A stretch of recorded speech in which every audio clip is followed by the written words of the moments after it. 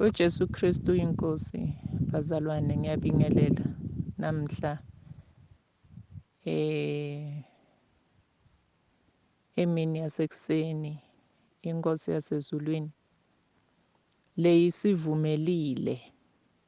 isivumelile isendela umusa kuthi mina nawe siphile kuleli langa lanamuhla. Isendela umusa yasivusa embhedzeni wethu la besilele khona ebusuku sipractice kufa. Yasendela umusa yasivusa. Kube beyingafuni kusivusa ngabe asikavuki. Namanje ngabe silele. Abanye bathi nabafika bemalunga emndeni wethu bathi basinyakadise embhedzeni. Bakhala bamemeta babita labanye ukuthi usibanibani akasekho emhlabeni sowushiyile, ngoba inkosi inqumile yona ngokwayo ukuthi lo nalo namhla ngimvusi, kepha lo nalo ngiyamvusa. Asimbonge ke lo mdzala wetinsuku ngaloko lasendele kona namhla. NguJesu Kristu indvodzana yaNkulunkulu lophilako, lolitibulo lako konke lokukhona emhlabeni lesikubona ngemehlo naloko lesingakuboni ngemehlo. Ulitibulo lako konke lokukhona ezulwini. Usiqalo usiphetho, ungu-Alpha ungu-Omega. Ekugcineni kuyawuma yena, umbuso wakhe nguwo loyowuma kunaphakatse naphakatse. Ngitsandza-ke kukhumbuta libandla namhla ngaleli langa lanamhla kungilesine. Ngiyakhumbula make wami uma nangicocela uthi nami ngatalwa ngaleli langa ngalesine.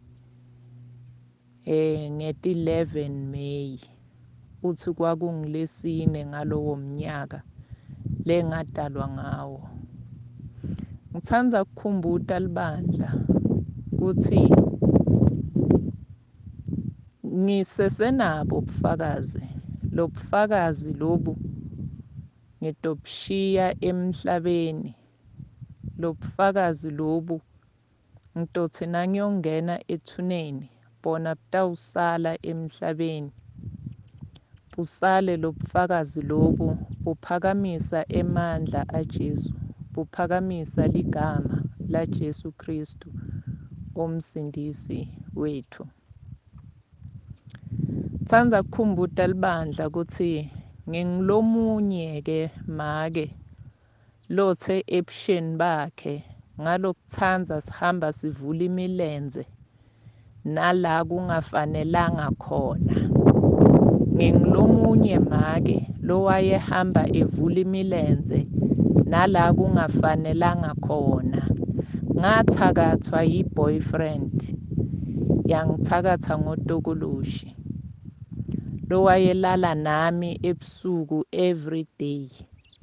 Lowo tokoloshi kuthiwa ema-ingredients noma tihlahla noma imithi yokwakha loyo tokoloshi loyo lengathakathwa ngawo walanzwa eMalawi. Angikwati eMalawi ukuthi uhamba njani.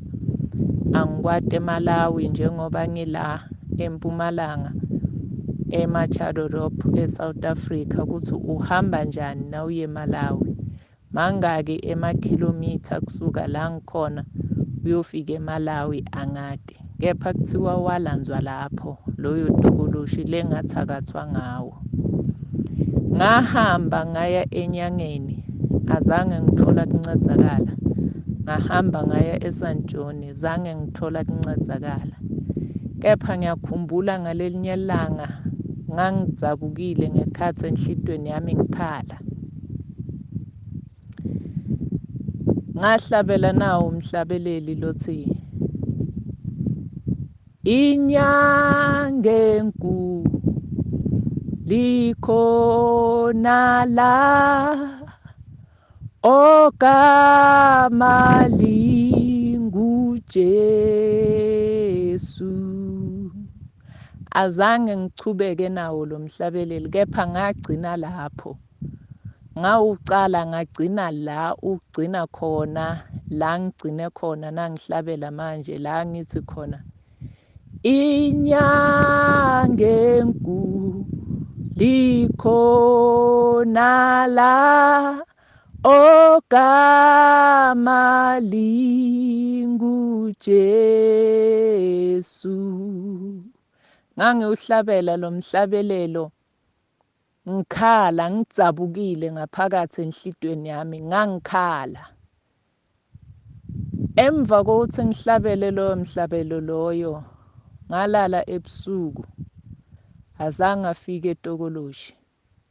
Kwaba ngu-day 1 up to till date namhlanje, azange aphinze abuye etokoloshi.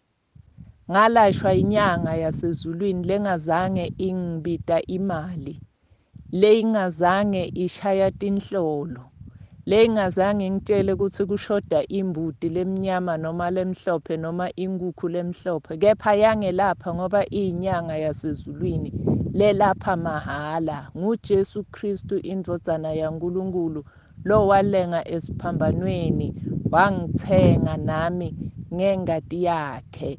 Wangithenga wangilobola ngetinkomo letibovu lokuyingati yakhe leyachitheka esiphambanweni.